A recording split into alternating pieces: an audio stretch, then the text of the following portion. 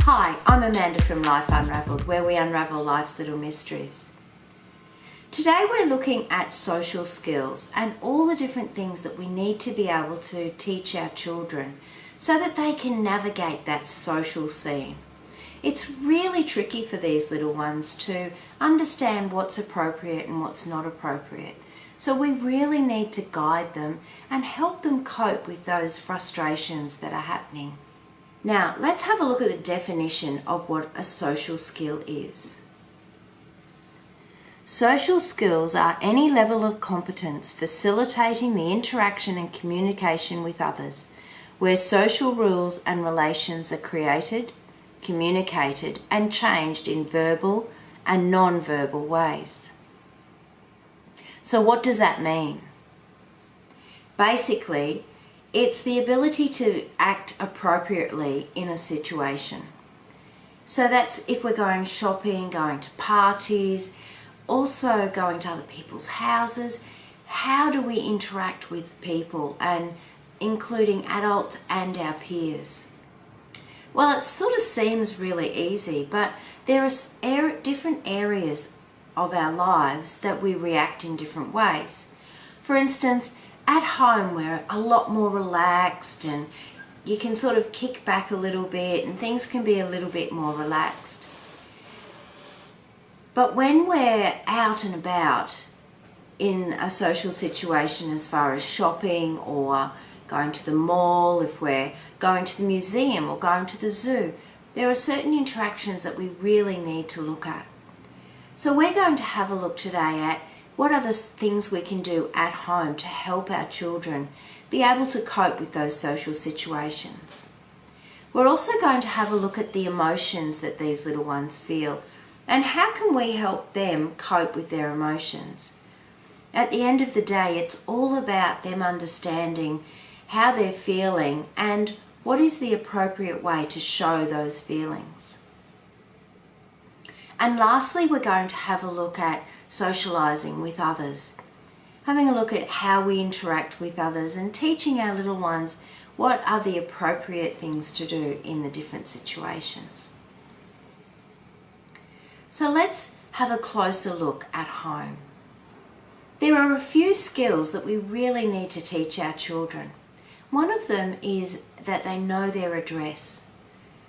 Now, it might seem really easy for us, or if you've changed address so many times, then you might find that it's tricky to know which address you're in. I know sometimes when I've been ringing up and someone will ask me what my address is, and we've moved around quite a lot over the last couple of years, and I'll go, is that South Brisbane, or is it, whereabouts are we, where are we living?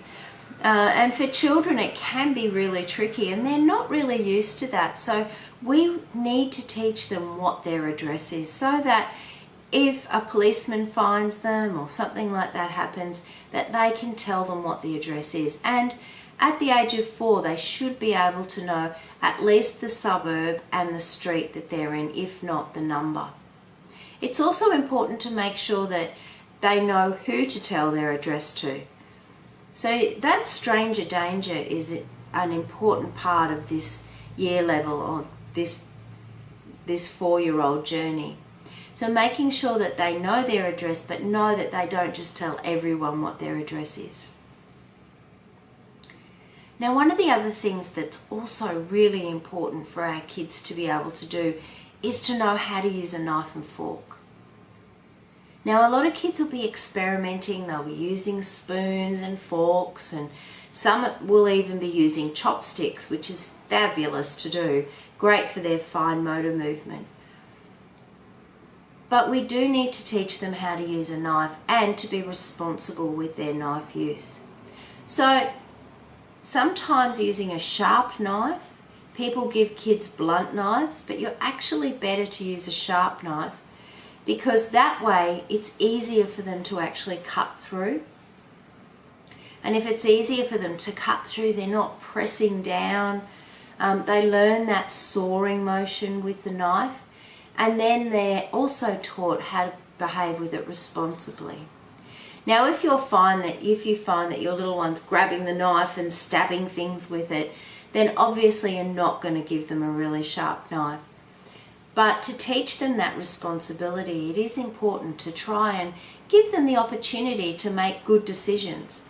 Now, if they make very poor decisions, then you'll say things like, well, Mummy can't give you a knife anymore because you were stabbing the table. Mummy will have to cut your food up for you. Now, when you think that you can do it properly, we can have another try. And then maybe in a couple of days, you can give them back the knife and say, now remember, this is how we use a knife, and make sure that you don't do silly things with it. And so you can see that you're building up their knowledge of what's appropriate and what's not appropriate. Another aspect that we really don't think much of is getting dressed and undressed. Now, by the age of 4, they should be dressing themselves fully. The only thing that you should be helping them with is really tricky buttons or laces. And let's face it, when they go to school, they're going to have to do up their laces. So many teachers complain bitterly about the number of children that can't do their laces up. So just teaching them how to do that, probably around about the age of, coming to the end of 4, around about the age of 5, is a great skill for them to have. And they'll feel so important when other kids can't do laces and they can. And then they have the ability to then help other people and be kind and considerate to others. Now, that ability for them to show their knowledge and to help other people is a great grounding for their gratitude and to build their self-esteem. So if you can teach them how to do their laces early, then that gives them those opportunities to have their self-development. Now remember, it is much quicker and much easier for you to dress them. But the more that they do it and the more repetition that they have of doing it, the quicker that they'll get. So it's going to take a little bit of time, and you might just have to step back, take a deep breath, and give them time to work out how to put it on. Whether that's a shirt or a jumper or a pair of shorts, even socks. Give them the time that they need, and then you'll find it gets quicker and quicker and quicker. Reward them too for being really quickly getting dressed. And maybe have sticker charts so that when they do it themselves and they're fully dressed, they can put a sticker on the chart, and once they reach 10 stickers, then you can do something special with them. Like you could maybe go for a picnic in the backyard, or you could go for a walk to a coffee shop.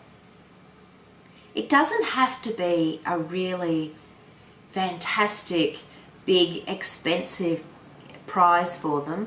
Often it's just time that they spend with you, and that's what they really value the most. So those are some of the little things that you can help them with at home, and this really helps their self-development, it helps their self-esteem, and it gives them opportunities to be kind to others and to be able to cope in an emergency if that ever happens to them. So what are some of the things that we can do to help our kids at home? We can eat as a family. You'd be surprised how important it is for children to eat as a family and to have that family time together. Teach them to express themselves and to make sure that they can do the things that they need to be able to do in the time that they need to be able to do it. And by allowing your kids to have that time to learn these things and be able to do it lots and lots of times with lots of repetition, you'll find that your lives will get a lot easier in the long run. There's so many things that we need to be able to teach our kids at home in the social side that it really is important that we do take the time to do that now. Thanks for listening to part 1. Part 2 will go through the emotional side and how we can help our kids cope with their emotions and cope with the emotions of others. See you soon. Bye. This video was produced by Imagination Pty Ltd for Life Unravelled. All advice and information given during this course is designed for general use only. If you have any concerns for your child, please seek professional advice as soon as possible. For terms and conditions, please see website www.lifeunravelled.com.au.